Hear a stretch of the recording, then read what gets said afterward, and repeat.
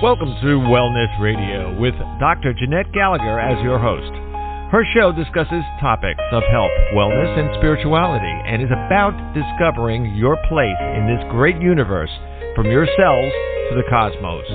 Along with her guest, in casual conversation, she strives to ask the difficult questions that may be holding you back from a vibrant life, and shares new ideas that may inspire you to make a change in your life that you only can see in your dreams. And now, here is Dr. Jeanette-Gallagher. Good evening, everyone, and welcome to Wellness Radio. This is Dr. Jeanette-Gallagher, and it's a pleasure to have you with us here this evening. Tonight, we are going to be talking about just what is our inner guidance. Where does it come from? How do we tune in? And how do we pay attention? Is it a God source? Is it spirit source? Is it our mind? Is it our past templates, past history, or just that chatter that just seems to never shut off in our brain? How can we come to a time where we'll actually sit down and listen? Maybe perhaps a health condition, life crisis, life event, or as we know these days, society just says, I'm done, check out. The next day, the world has changed. How can we navigate through these experiences and events and find ourselves just in joy and in peace, even though we may have pain, we may have trials, tribulations, and things may just seem like they're just never going to get any better? Truly, what we're looking for these days is how to navigate the world as it is shaken about. My guest today is Ann Beckham Gainey. Her book is The God Share, 1,000 Days of Pain with Purpose. She'll be sharing her journey through all of this trials and tribulations from several years ago. And it's really, how do we find that sense? How do we pay attention? And how do we listen? And then what do we do with it? Do we just take it on and say, I don't know, I'm just going to sit here and listen for the next step? Maybe so. Ann, thank you so much for joining us today. It's a pleasure to have you with us. Well, I appreciate the opportunity. Oh, you're so welcome. And I think, don't you think, when sometimes we look at these things that go on in life and we say, oh, they're just awful. I'm so sorry for this. I'm so sorry for that. When in essence, it may be at the moment that we feel that. But when we look back in retrospect, we say, wow, wasn't that a fabulous journey? Because it got me to here. Don't you think? Absolutely. You are so right. And a lot of times we just are floundering around and going, what in the world? I'm drowning. Right. But then all of a sudden, when you get on the other side of it, you go, wow, the lessons I have learned are priceless. Right. You know, it's interesting you said about drowning. You know, this year we live in New Orleans and all of the storms kept coming up around us. And everybody would say, oh, my gosh, you know, I'm so worried about you. I said, I know how to swim. There's nothing to worry about. So I think that sometimes that we have these life events and we say, oh, it's another one. Oh, another one's coming. We say, it's okay. I know how to swim. I know how to fly. I know how to pray. I know how to listen. Don't you think those are the gems we find in our life? Absolutely. And for some of us, depending on our personality type, God has given us all wonderful personalities, but for some personality types, we don't tend to listen as well as perhaps some other personality types. And that was sort of me. I was such a doer, and that's all good stuff. You know, it's wonderful to do things in the world that are of value. But then God said, I need to sit Ann down and teach her some wonderful things that she can then, at the end of this 3-year journey, write a book and tell everyone what she learned from me. You know, I'm only a simple God girl. I tell people that all the time. I'm no one special. But I did go through this situation for 3 years when I had to finally get to the place of like, okay, I'm just going to rest and relax in you because I know you have a bigger plan than I can see on my little level of the world. Yeah, I think sometimes we tend to put out our life journey and we say, this is the path I'm going to follow, pull it on our blinders, and really almost like put the next peg in the hole, and just keep following and expect that it will show up as we planned. I think sometimes when, like as I said before, a storm comes along and wipes it all out, then what do you do? And I think rather than, sometimes people will say, oh, that just took me to my knees, and we'll say, fantastic. Time to lay down and just wait. Just wait. Don't try to recreate something from all of the, the mess or the debris or whatever. Just wait. Wait and see. And then you wait, just as you did in your book, when you wait and you sit there, something will eventually start to work from within versus you trying to gather up and fix from the outside. On one of your pages, you had written down, there were several days and times you would sit down to write, and there was nothing. I know I've done that myself, too, Okay, God, you woke me up at 4 o'clock in the morning. What do you want? And I'm sitting here, and it's like nothing's coming to me, and I'm put down there, woke at 4 o'clock, nothing's coming to me, and go back to sleep, But I think when you wait, eventually some things may show up, and then eventually they may not, don't you think? Absolutely. And my 93-year-old daddy has said many times throughout my life, he says, Ann, I believe that God puts us on our back, so we have to look up. And that's sort of what God did to me from 2015 to 2018. He kind of put me on my back, so I had to stop and really listen and look up to him and glean what he was trying to say to Ann. Let's talk about what he's trying to say when God's trying to speak. Many times people will say, what do you hear?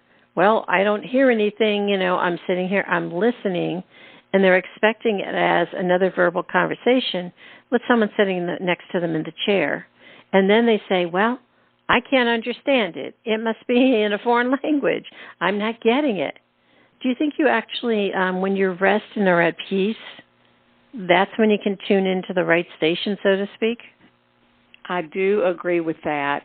And Joan of Arc was asked one time, why do you think God only speaks to you? Mm-hmm. And Joan of Arc immediately responded with, oh, no, sir. God speaks to everyone. I just listen. Yeah. I just listen. Now, we could talk for an hour or two on just, no, he speaks to everyone. I just listen. Let's talk for a second, Ann, about the idea of when you had this first health crisis and then you turn around and you say, okay, what now? A lot of times people will say, I'm looking for someone to save me, to fix me, to cure me, or someone to get me out of the space I'm in because I want to go back to how I was. I want to go back to normal. When in essence, in that moment in time, that's really a time when your color box is gone and you really need to find another way to navigate, right? Yes, and I did so often during that 3-year journey say to the Lord, I'm not asking for much here, Lord. I just want to go back to the way I was. Right. And he very gently, in my spirit, I sensed him say, Ann, you will never go back to the way you were. It will never be an old normal for you.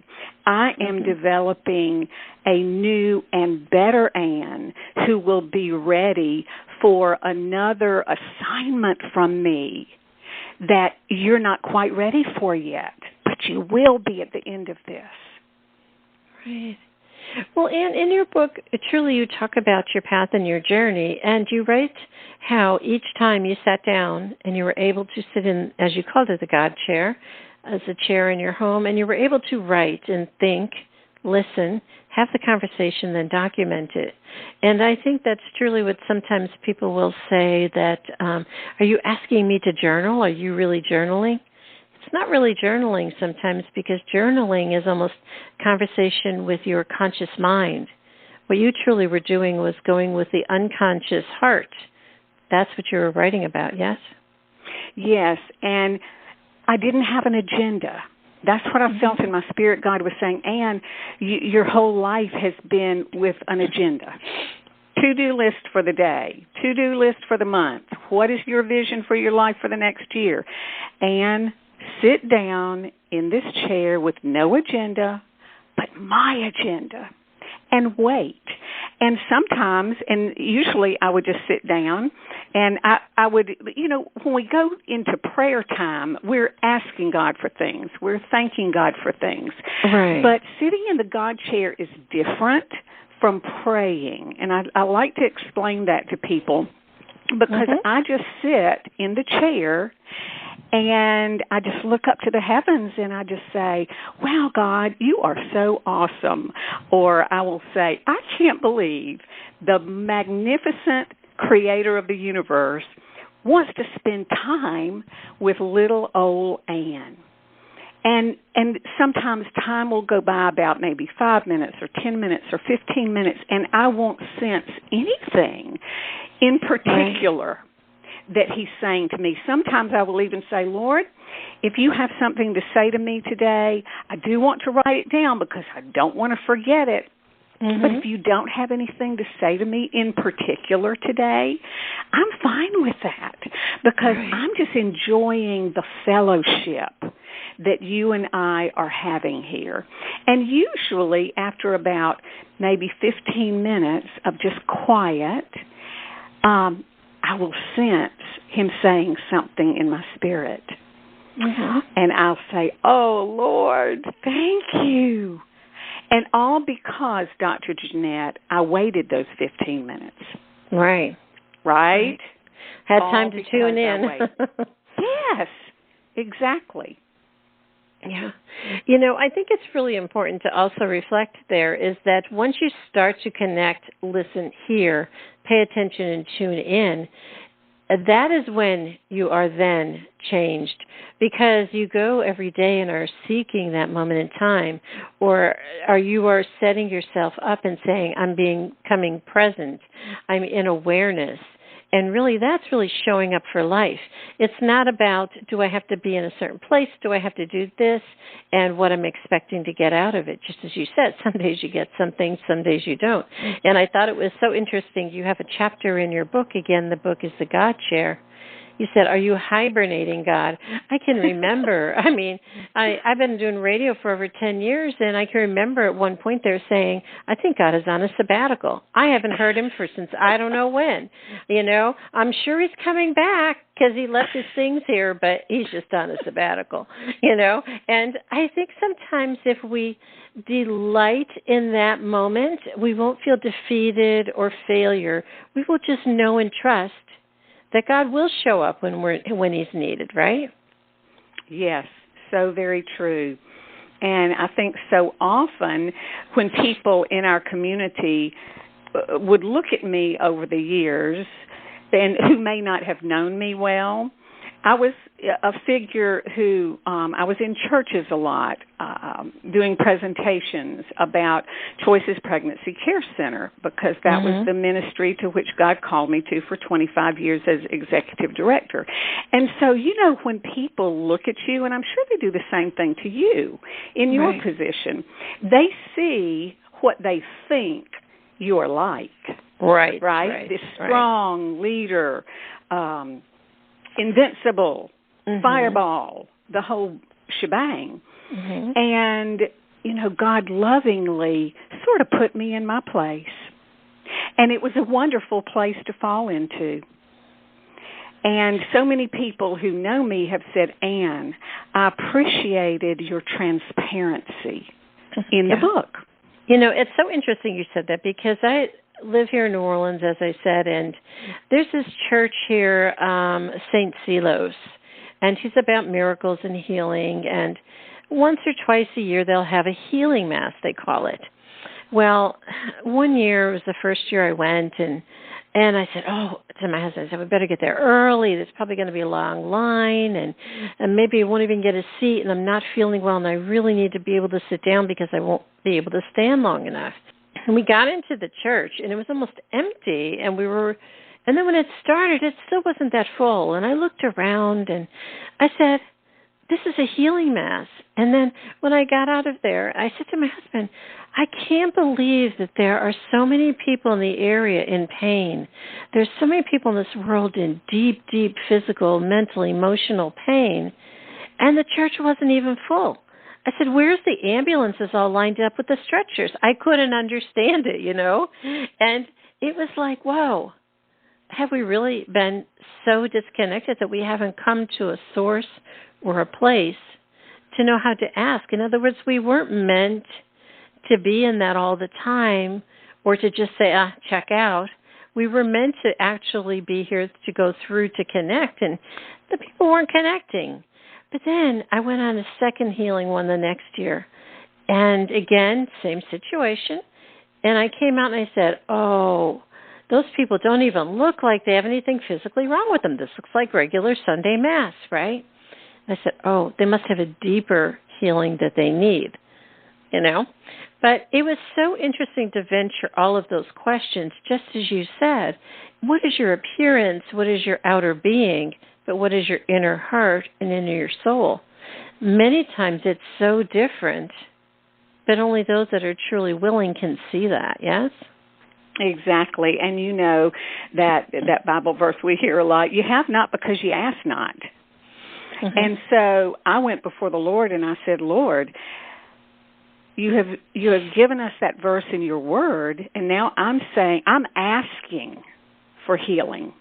Mm-hmm. Now, if you choose by your will that I'm not going to be healed from this issue, then I'm going to accept that as your plan for me. But if you know the desire of my heart is to be totally healed.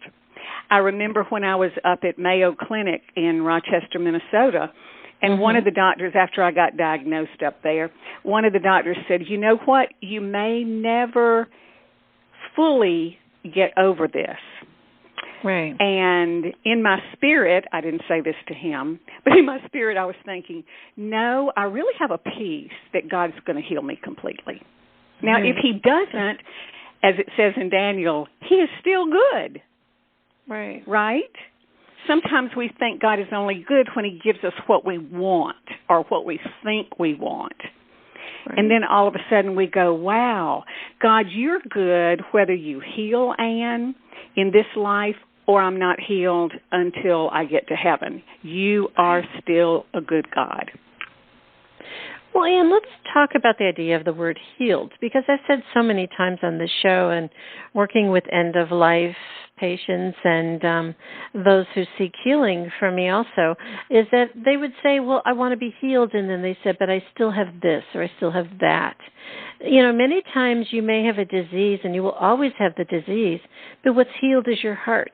Maybe what's healed is your mind. Maybe what's healed is your soul. Maybe what's not healed is your physical entity into a perfection being. Maybe it was never meant to be that. In other words, the disease is a vehicle that brought you to heal to find the connection to God. That's different. You know, Maybe you were never meant to have that perfection of a physical body. It was a vehicle only. Yes? Well, you look at Joni Eareckson Tada. And she was at age 16, she was in a diving accident and has been completely paralyzed from her neck down. And she's now, I would think she's around 60-ish, early 60s. And, of course, she was very angry at God at the beginning, being a 16-year-old girl. Right. How dare you, God, do this to me? And that is our natural first reaction to pain. We just want to get out of it, please, God, right now. And then, of course, she came to the realization that God was going to use more of Joni Eareckson Tada through not being healed physically, but being healed emotionally and spiritually. Right. And we look at what great work God has been able to use from her life, from the tragedy, to heal other people of whatever physical, mental, emotional, whatever issues they have. And just as we said, Ann, when you say in your book, Jesus with Skin On, I think the idea is that when we start to feel from the inside out, start sharing from the inside out, I think that's truly when we say there's something so much more to this life. And we don't end up worrying so much about the outside. Don't you think? Yes, absolutely. And, when we talk about sharing with other people about what's in that inside, we have to be very careful who we can trust, right? Oh, yeah. And I had a friend years ago who told me something I have shared with other people, and it meant so much to me. I was sharing something confidential with her, and I said, please keep this in confidence. And she said, Ann, it's in the vault. I just loved that. Yeah. Because if something's in the vault, it's not going to get out of the vault. You know what also, too, Ann, I think in your book, The God Chair, you talked about carrying the cross. I think sometimes when we feel pain, when we really are in anguished pain, I mean, I've been there, too, decades, days, weeks, months. It just seemed like I was just ripped from every part of my entire being is coming apart.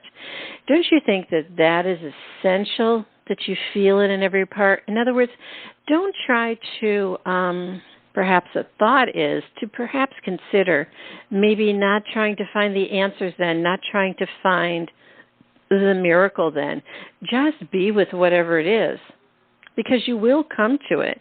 It might be in a day, a week, a month, an hour, or a second, but if you just supersede the experience, maybe it'll show up again, huh? Yes, and every time I would run into another person, they were like, Ann, how are you doing? Are you better? Right. And while they were so precious, and they had my best interests at heart, and they really wanted to know, I've been praying for you, so are you better?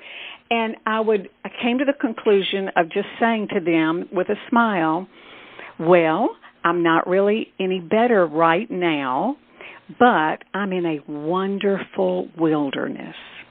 And they would look at me with sort of this strange face because they didn't know what in the world I was talking about. How can a wilderness be wonderful? But you know what I'm talking about. Yes, yeah. And I would say to them, well, I'm in a wilderness, but the reason it's wonderful is because of all the things I'm learning. From the creator of the universe, and he's teaching me things he knew Ann needed to know to be prepared for the rest of her life. Yeah. And that's why it can be wonderful. Yeah, I went through decades and decades of head pain. I mean, intense head pain. People could call it whatever you want to give it a diagnosis name. I finally gave up. I said, I don't need a diagnosis. I just know it's there for a reason. And people would call up and they'd say, well, how do you feel today? I'll say, man, my head's really blaring. Oh, that's really cool. I need a sense of peace today. I need quiet. I have to go. I'll see you later. Bye. And then I would let it go.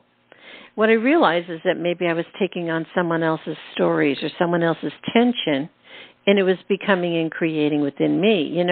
You also, as I, are empaths too. We tend to feel other people's energy. And when that happens, we end up collecting it, And sometimes when you collect so much of other people's energies, it's sort of like, I've got enough of my own. I don't need anyone else's today. I'm going to go rest.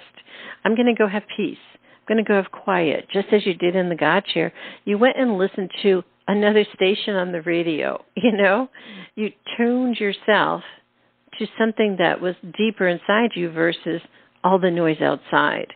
Don't you think sometimes when we look at it and recognize what's the noise outside versus what's the sound inside, where we can start really dancing with our, each day, even in the face of extreme pain, And I mean, some days people just need to be heard. They need to say, yeah, my head is exploding today. My head is really, really, really a problem today.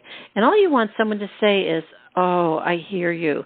Tell me more, versus, I'm sorry for your suffering. We're not suffering. We're just reporting what we're feeling, right? Right, so true.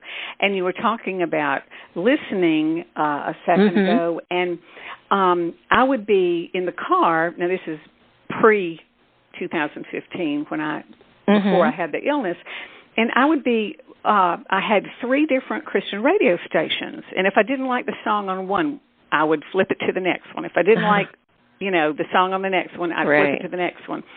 And I heard God one day say to my spirit, Ann, I think it's great that you listen to Christian music or Christian pastors' messages in your car, but you know what I would really rather you do? Turn the radio off in the car and listen to me. Right. That was like a light bulb moment. When you do that, I used to go outside and look up at the clouds, and I would take a lot of pictures of clouds every day. I probably have 50,000. And some days I would see an angel, or some day I would see a heart, or some day I would see something else in the cloud. Don't you think that when you do that, you go to a different part of your brain, and it's almost as if it's a creative or it's an open plate or it's just something else. It's sort of like, I never went to this farmer's market before. Let me see what they have, kind of idea.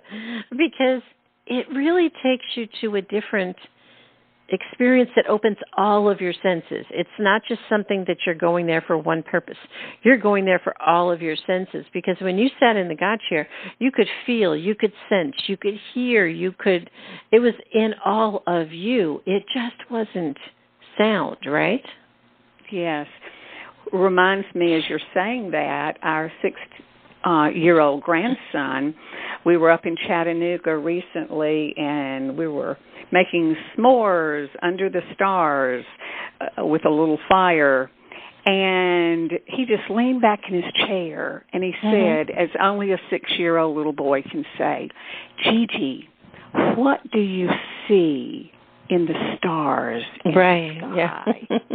Right? And a little child shall lead them. Right. And I think that opens you up. Isn't that the purpose of God, the God path in the first place, is to open you up? It is not about healing, fixing, controlling, whatever define you want on it. It's only about opening you up. I mean, how else does light get in? How else does love flow out? It's only by opening you up that can happen, right? Yes. And being, like people would tell me, Ann, your book was so transparent. And, they saw transparency in the words I wrote, and hopefully many of them will now be a more transparent person to the world, because we can wear beautiful smiles. Right. We know how to do that well. Yeah. Absolutely. I mean, stilettos and blonde hair worked well for many decades, but not anymore. Yeah. Oh, goodness. Yeah. Oh, goodness. So also, can we talk, Ann, about the idea of breath? Because you had issues with your breathing, and we always think about breathing, just as I said, breathing in the light, breathing in the God source. You look at the year 2020, it's all about breath, breathing. We're having issues. Is that saying that, do we have fear? Absolutely. Do we have issues? Yes. Do we feel loss of control? Yep. Do we have to look and see that there's something else greater in this world because the medical community can't save you right now? Who is it all about?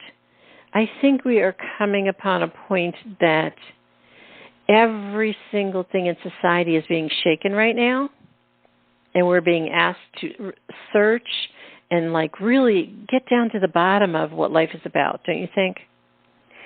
Yes, and in fact, my author email is breatheinhim2@gmail.com.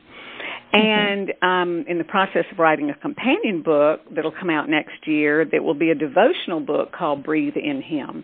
And every one of the short devotionals will be little stories that it may have happened to me in the post office or the grocery store. And then I twist it into a spiritual application that we can remember. And at the end of every devotional, there are two questions, and the same two questions, the end of every devotional in the entire book will be, what did you inhale?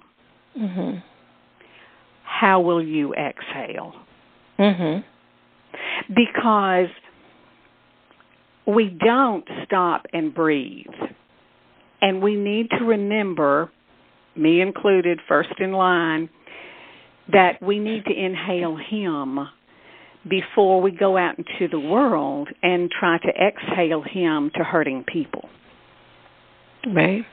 It's very easy to get the cart before the horse. Right. But also, too, if you keep doing that automatic action of just plain benign breathing and not even paying attention, you can end up with cracks in your soul, cracks in yourself. That's how disease ends up happening. That's how anger and vengeance and all this other stuff keeps happening.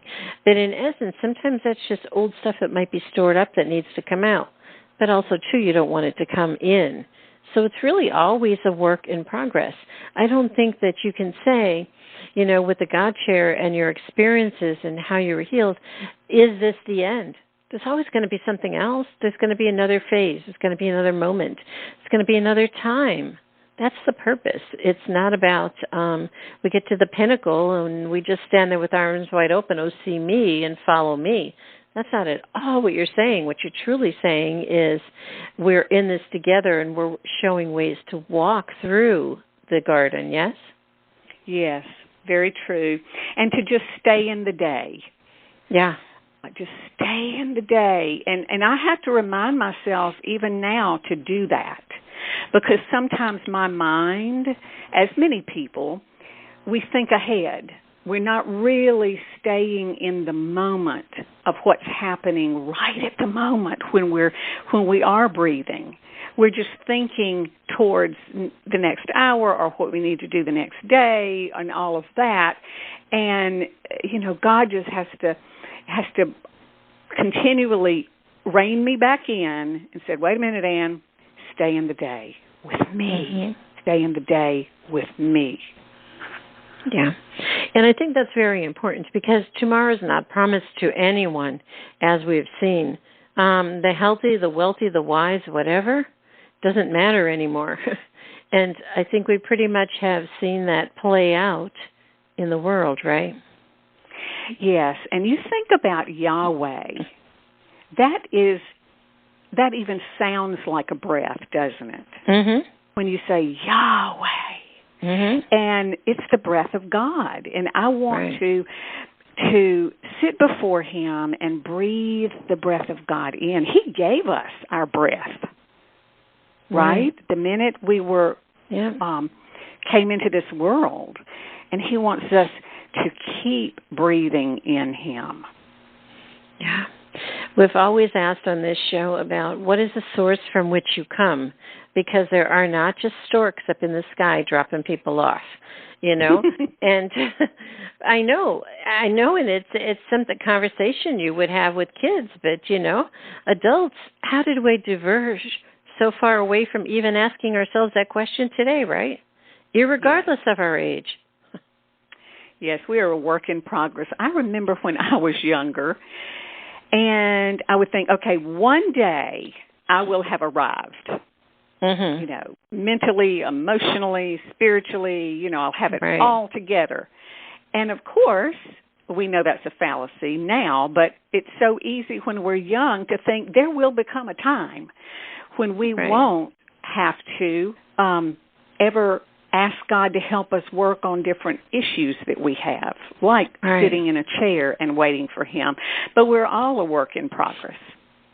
Don't you think that's part of, we'll say this in closing, I think that's part of human evolution in the last century. Because if you look back at the beginning of the 1900s, everybody was struggling. Everybody had hardship. They had no money, they had famine, they had darkness. The world was in a dark place. Then everybody was said, well, we're going to live in a light place. We're going to have a white house with a white picket fence, line up our kids, make sure they're dressed nice. and make sure we take all these pictures. Then in the end of the 1900s, everybody had degrees and houses and cars and everything. Come into the years 2000s, the bank went kaput. It was like, whoa, I guess that wasn't the answer either. But if you look at children who have been born in the last 5 to 6 years, super important in that time frame, they truly don't even have any concept of what all that other stuff means. Then if we look at teens who are in maybe their early 20s now, they don't even know what it means to be able to say, I got to get a job for the rest of my life. And they have 5 and 6 and 7 jobs. Then we look at some 30-year-olds, and they said, it really is not about having a house that you always have to pay for, that you always have to have this job, you know what I mean, and get stuck in debt in your whole life. So I think that humans are beginning to evolve out of the story that humans have created. And God's just been patiently waiting for us to get to that point, yes? Or he's guided us along the way, too. Absolutely. And our children are now 35 and 40. And they, as many children that are that age now, watched their parents, who are the baby boomers, right, work and work and work, and maybe not have as much fun, and rest and relaxation and enjoying God's creation and breathing in deeply. And so we see that in our 2 children. They don't want, the huge, huge house. They want to do things with their children to make memories. And not that we didn't make memories with our children. I'm not saying that. But they want a different life than they saw growing up. And that's wonderful. We tell them all the time, you're teaching us. You're teaching us. Yeah. Thank you. Yep. We're becoming much more open and enlightened people. I think that it's, as time goes on, it'll be truly mesmerizing, magical, and eye-opening for the next 10 years to see how we come out of how 2020 has changed us, don't you think? Yes. And, and that's true with every kind of tough issue that you've kind of alluded to a minute ago. I remember when I was a young married girl and I got the flu. It was a bad case of the flu. I'd never had a case of the flu that bad. I was out of work for an entire week, and 2 weekends I was in the bed sick. And I remember my grandmother being so concerned about my health. And at the time, because I didn't have a perspective of the flu of 1918, right,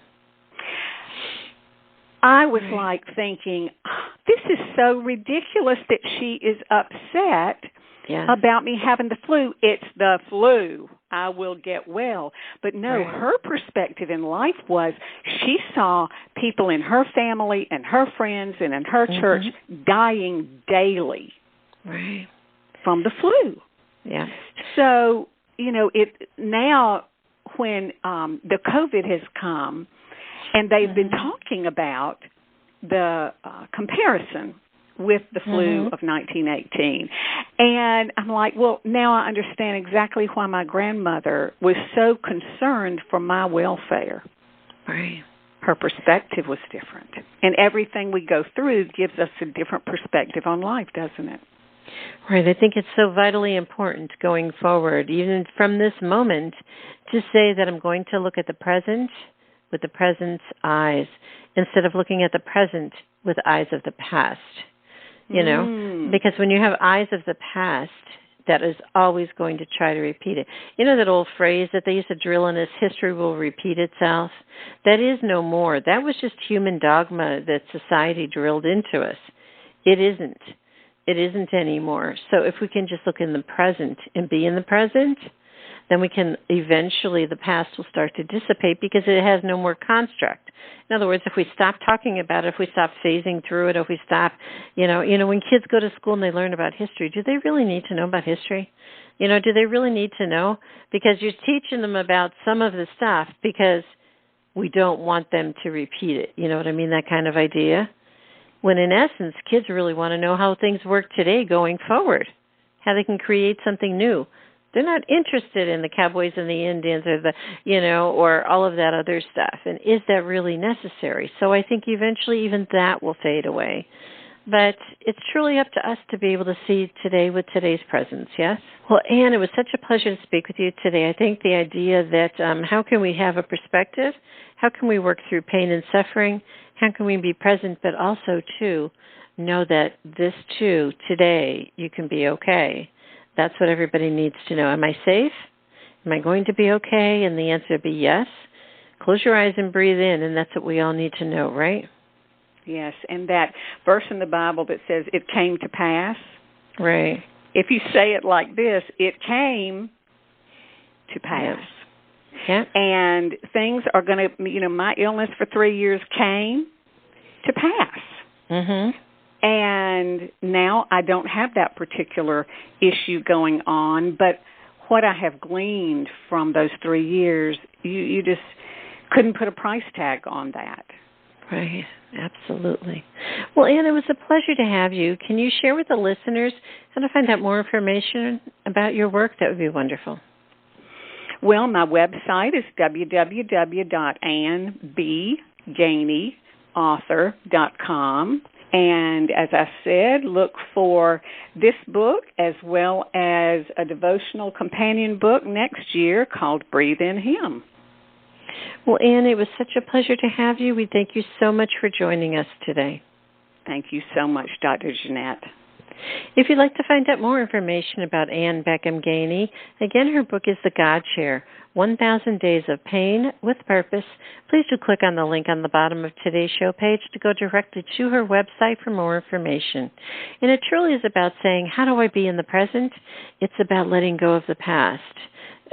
All the ideas of bringing your past to create the present might not work, but won't it be so freeing if we could just say, going outside and I'll close the door behind me. Let it all go. It is really going to be a challenge for many. It's going to be freeing for so many others, and yet we're all going to teach each other how to continue to walk forward. Thank you so much for joining us today. This is Dr. Jeanette Gallagher, and until tomorrow, have a great day. Today we discussed many life-changing concepts. Who do you turn to, and how do you know what is best when faced with a health crisis? Dr. Jeanette is a patient advocate. She listens to the patient, the doctors, and the family, clarifies the health issues and concerns, then helps the patient make the best choices going forward. If you would like help implementing change into your life and health, we can talk and see where you are stuck and how to improve the quality of your life. Check the link on the bottom of today's show page or visit dr.jeanette-gallagher.com to schedule a phone appointment today.